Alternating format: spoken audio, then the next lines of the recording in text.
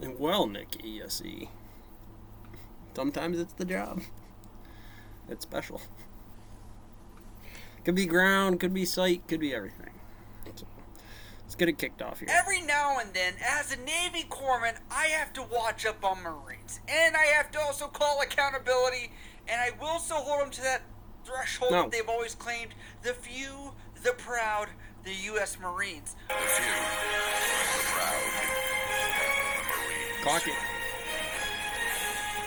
We're going to break down these glorious masterpieces, which are found over at Not Briggs, by the way. I got to give credit over there. But I have to say, Marines and my own anecdotal evidence have been special. I would just like the satire for the background. I had a pretty good night tonight. It was pretty good. It was calm. It was just, there was busy points. There was calm points.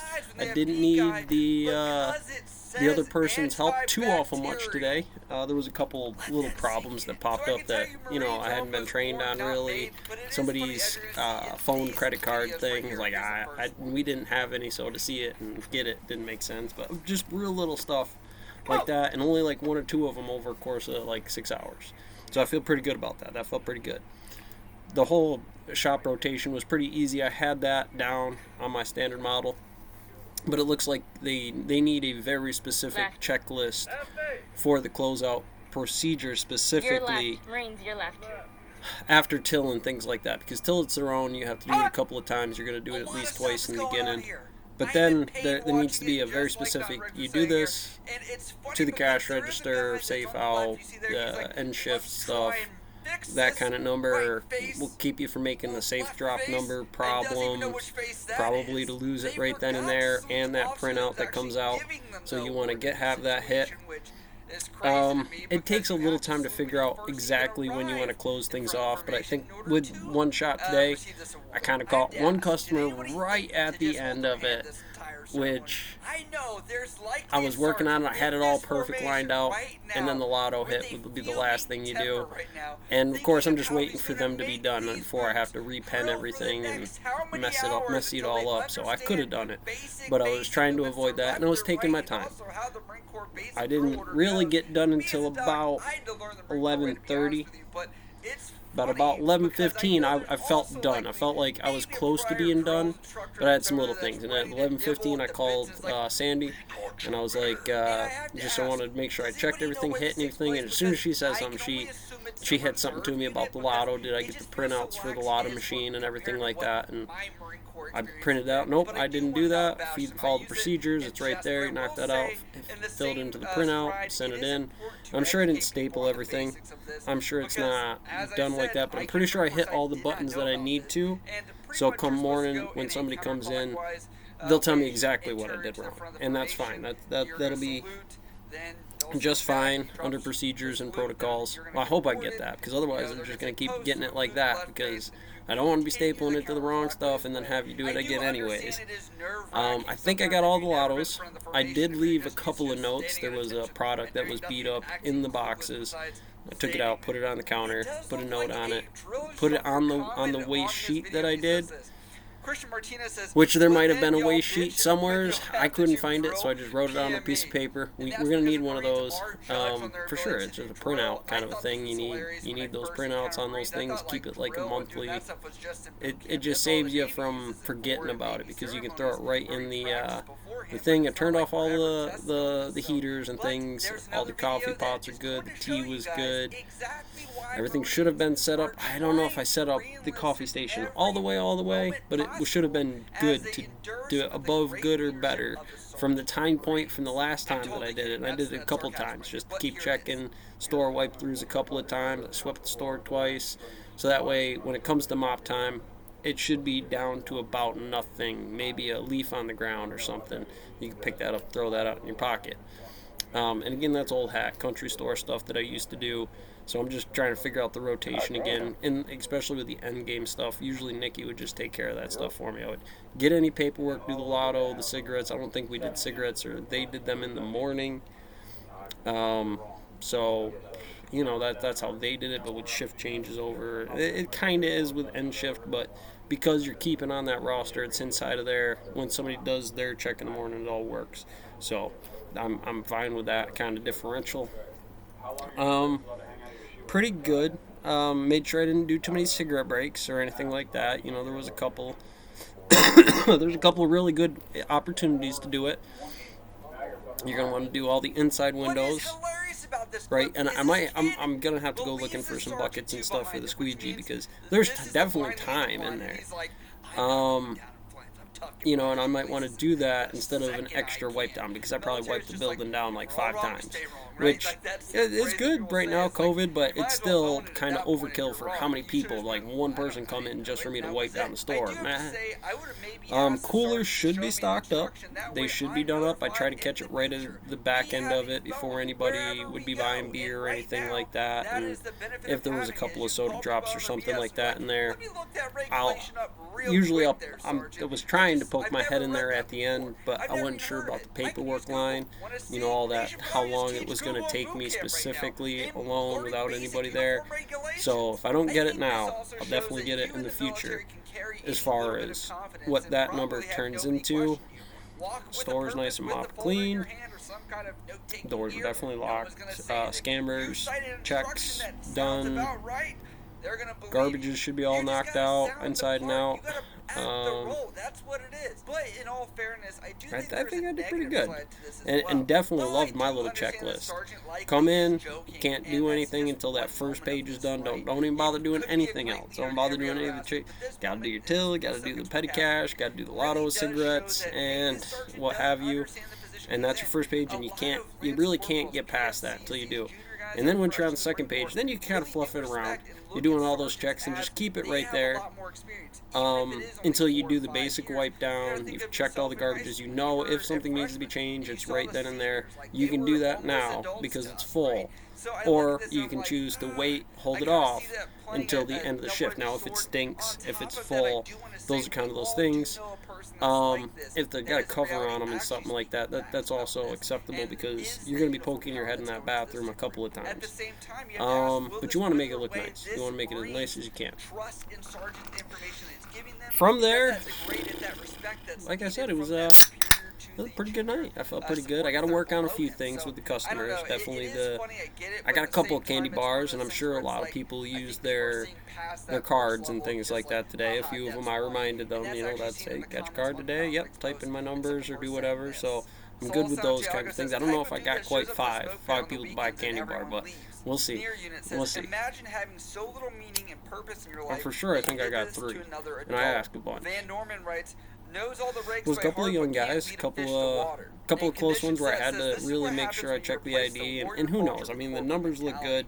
The 21, 22, something like 90. What is it? Yeah, 1999. So the date on the thing. That's another one I want to make up and do. And there is one that brings up the point. You know, there's one with like older ladies, and we need a number, right? Something for like a local that we know the numbers for. Like I just like my own birthday, because then you could check those and say, well, that must have been a local or somebody that they knew when the timestamps come into those things, and that's a really hard thing to separate for it, because it's basically like I'm trying to remember the birthday. So what I basically did is I just wrote out a bunch of dates that are definitely over 18 or 21, and the only time you want to use those things is when you know it's a local. Maybe you hit them with the ID first, because one of them something happens in there where you'll ID them. Yeah, well, if they're close to 35, then that one doesn't matter, because you look, I'm telling you, you look younger than 35. That'd be the first part of it. So really, anything in there, it's fine. Ask them for their ID back and do whatever you need to do to get that down. But there's one of them, I don't remember which one it is. It's like, yeah, so you just got done with a transaction and you done things, and I'm trying to be polite about this, you know, and some of the bucks I don't care about. It's just those older women, because they get really self-conscious about it. Customer service, remember. We need some kind of key for that, or some kind of code for that doesn't just register off, because what I used to do is I would take my birth date, but Sandy already told me that that'll come up on some report or something like that, and I just don't want to like fotchy it. I mean, kind of go through, I kind of wrote down a handful of them, 10 of them or something like that. 1010165 or 60, because that'll be a reasonable age. Old man born in 50, so that puts him in the 70s or something like that. And I started backing down. I gave myself 10 kind of arbitrary dates to kind of just throw in there, and make sure you don't always pick the first one. You kind of want to go through that list and then go through those things. That way you don't have to constantly ask that. It's also a lot faster. Look over, dot, dot, dot, dot, dot. And you could use those in lieu of something. I know that this person's a local. I know those things, but I think those things are beyond, that would be later in training. There's a few kind of little things that come up like that. It's like, it's too much information. Yeah, so like, honestly, I think it's the candy bars and the Morabito card. For sure, the Morabito card's got to be at the door, but I think you got to hold off on the candy bars or something to give them that first training phase, and then get them to slip in the candy bar or something like that, because without the skills and the development in there, that kind of messes them up. I know it kind of does me a little bit from time to time too, and there's a few other ones that do that too, where it's like, it's an extra sale right now. We definitely want to promote that. We want to try to get to that point. But I think when you're trying to take on all the other stuff and the early fundamentals, you really shouldn't worry about it. Now that you've figured everything out, start time to sell candy bars, do high-lowing. Don't try to slip that into the training regimen for what they need to do, unless it's for some reason that night they were training, it's on the roster for the company that they have to high-low now, and it's the bathroom. You scrub a brush and you scrub everything down, or you do the parking lot or something like that. That's the kind of stuff you want like the second week or the third week into their training, because if you try to hit them with that in there, you're putting too much information on it. And again, like when you're doing board and stuff like that, that's super easy. You're not going to be asked to do a whole lot and all those other things, but it does get to those kinds of points as like, if you have to thermal the rock before you can learn to cut the rock. If it's not thermaled, you're going to have a heck of a time cutting it. And those are radically different things. And yes, I could burn one rock and put that one rock to the saw, and we could cut that in, a half hour, whatever. However, that would be your first rock, which we're not selling for veneers. I'm sorry. That is not what we're doing. So I feel pretty good about it tonight. Like I said, I'm sure I made a couple of little mistakes. I'm kind of glad I did call Sandy about the thing. I still had problems with my security code, which is a problem. But Brinks or whoever does their automatic system with that anyways. I'm a trainee on that early phase anyways inside of there, so I'm sure they got some kind of thing. There will be a review, or at least they should have a review. I would. I'd sit back and plink off rabbits off me all day. Come into the office, skid steer 300 IQ skid steer conversation where it can come in. So you see what you did right here? You can't do that no more.